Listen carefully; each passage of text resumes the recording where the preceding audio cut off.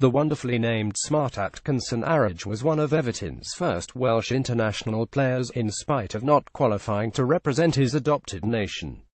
He was born on the 21st of June 1872 in Southwark, a village on the north bank of the River Wear which has since been absorbed into Sunderland. It lies a short distance from the Stadium of Light. Smart was the third of 4 children born to John, a shoemaker originally from Lincolnshire, and Isabella. With Smart still an infant, the family uprooted themselves to North Wales via West Yorkshire, residing above the shop on the High Street in Bangor. Attending Friars Grammar School, Smart represented the school team and also served as a chorister in the cathedral choir.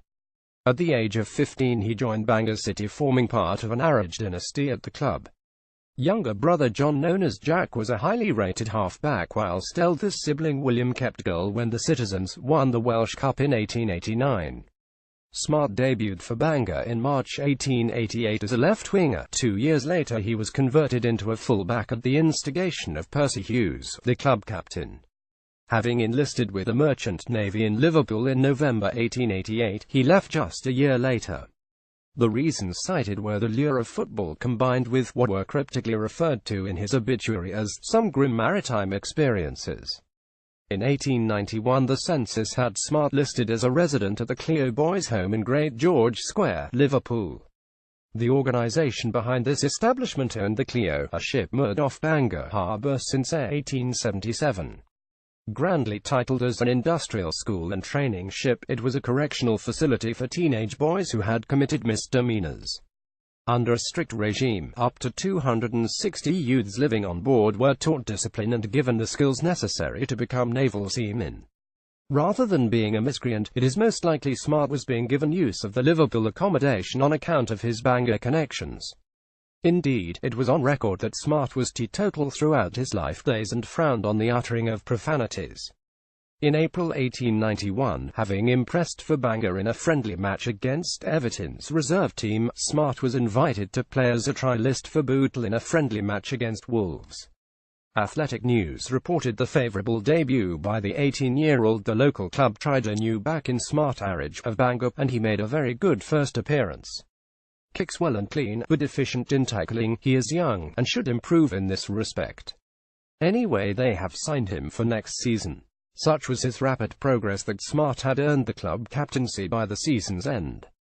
Around this time he married Jane Mary Jenny Atkinson from Birkenhead. For the 189,293 season, Bootle FC became a founder member of the newly formed Football League Second Division. Smart made his debut in the competition on the 3rd of September against Ardwick, soon to be renamed Manchester City.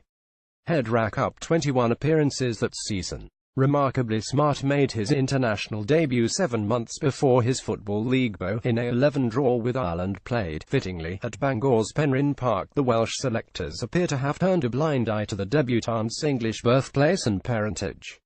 At 510, Smart was of only moderate build. Blessed with pace, he was an aggressive competitor and was noted for his adeptness at the then legal shoulder charge.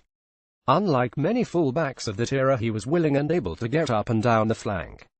Drawing on his previous experience as an outside left, his obituary in the North Wales Chronicle described him, perhaps through slightly rose-tinted spectacles, as a gentleman footballer who was scrupulously fair. His physicality and fleet-footedness piqued the interest of Everton's board, who were seeking to reinforce the defensive line.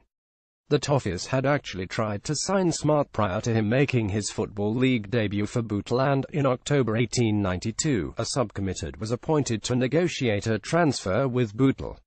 No deal was forthcoming, and in April 1893 it was reported in Cricket and Football Field that, in spite of interest from Accrington, Smart Arridge is determined to stick to the blue and white verticals of Bootle. However, when Bootle resigned from the Football League after just 1 season to be replaced by Liverpool FC, Everton succeeded in capturing the target in August 1893.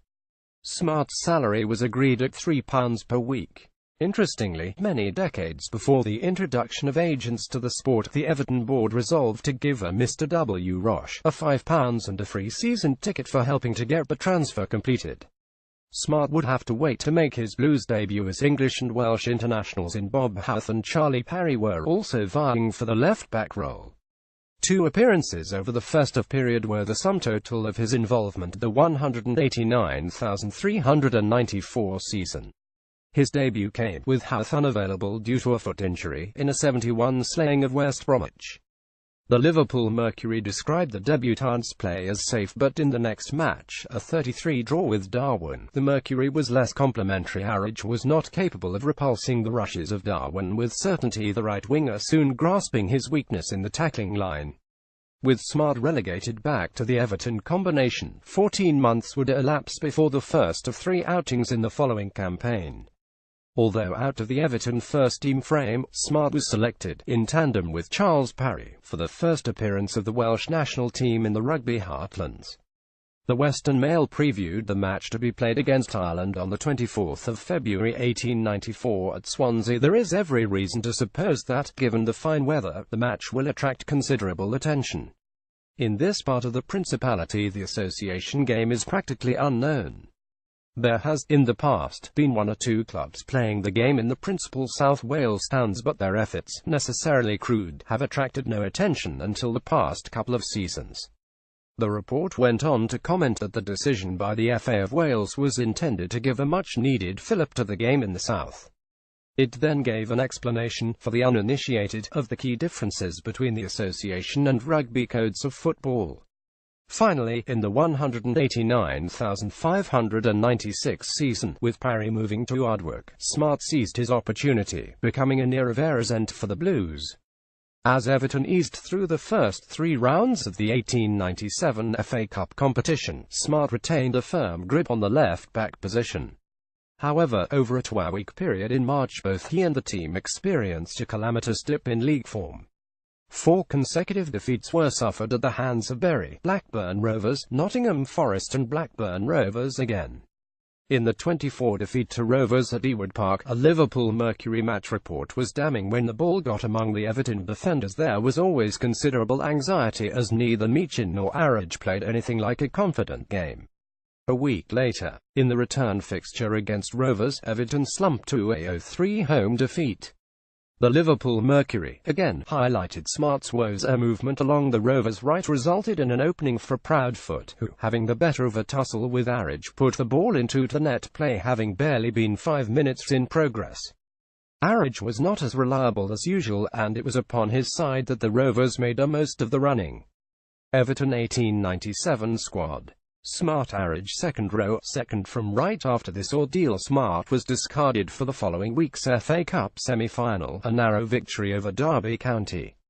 Meacham came in at right back, with Storia moving across to left back from the opposite flank. Smart could not reclaim his place, and on FA Cup final day at Crystal Palace he, like Bo Balmer, Ted Critchley, Fred Pickering, Sandy Brown, Andy King and John Ebrell after him, had to sit out what would have been the zenith of his club career. For the record, Aston Villa ran out 32 victors. 2 weeks later, Smart's Goodson farewell came about when he replaced the rested Storia in a 63 victory over West Bromwich Albion. After 56 first-team league and cup outings for the Toffees, Smart was made available for transfer that summer for a fee of £100. With no acceptable offers from league clubs forthcoming, he accepted a move to the recently formed New Brighton Tower, named after the largest building in the country of the Lancashire League. Everton retained Smart's registration until the fledgling club was elected to the Football League for the 189,899 season, a year later. New Brighton was an ambitious club with no fewer than 6 current and former international players in the squad. They became dubbed the Team of Internationals. When they took on Newtown in a match in October 1897, the reporter commented that the huge kicks of Donald Gow and Smart Arridge were much admired. Smart Arridge in 1894 in the South Wales Echo. Although playing second-tier football, Smart continued to be selected for his country, winning his 8th and final cap against England at Bristol's Ashton Gate Stadium on the 20th of March 1899. Alongside him at that team was the great Billy Meredith, then of Manchester City. England ran out comfortable 40 winners, but the Morning Post reported it was the easiest of victories. What the score would have been had Arridge and Blue, the Welsh fullbacks, and Sam Jones not been particularly good was difficult to imagine. Back in club football, in September 1899 it was reported by the Walsall Advertiser that Smart Arridge played a fine back game and has lost little or none of the reliability of his old Everton days. The following season, when playing for New Brighton at Walsall, the local newspaper described Smart, only 28, as the old reliable. In the spring of 1901, according to the census, Smart was living at 29 Wentworth Avenue in Upper Brighton with wife Jenny and young sons, Smart, Owen and Leslie. New Brighton Tower, in the face of poor attendances and financial woes, folded that summer to be replaced by Doncaster. Smart headed up the Mersey to continue his playing career at Stockport County of the 2nd Division, captaining the club over 2 seasons. However, the veteran was visibly slowing and suffering from more frequent injuries. He bowed out of English football after his 67th appearance for the Hatters in a 0-0 draw with Preston North End in April 1903. Smart Arridge caricature by Peter King. Smart subsequently returned to his home city of Bangor, living in Albert Place. He initially turned out for Bangor City Old Boys before returning to the first team and captaining the side. In one of his first matches in the combination against Oswestry, he came up against his former Everton teammate Charles Parry. He became part-time trainer of the club and ran a furniture business. Presumably this venture was not successful as, in November 1906, he was appointed to the position of toll collector on Bangor Pier. A period followed working on the Clio, the floating borstal which remained in use until 1919. In time Smart became a stevedore at Porth Penrhyn, loading ships with slate from nearby quarries. A year after Jenny's death in 1908, Smart married Cecilia "Cissy" Owen, some years his junior. They would have 3 sons: Cyril, Eric Smart and Leonard Owen, who became a canon at Bangor Cathedral and served as a parish priest in the city, and adopted a daughter, Margaret. At the outbreak of the Second World War, Smart was listed as still working, aged 67, as a wharf labourer and living with Cissy and Eric at 2 Penlyn Gardens. He continued to watch Bangor City regularly at the Farrar Road ground. Although continuing a lifetime of abstinence, Smart would visit the local pub each evening to play dominoes.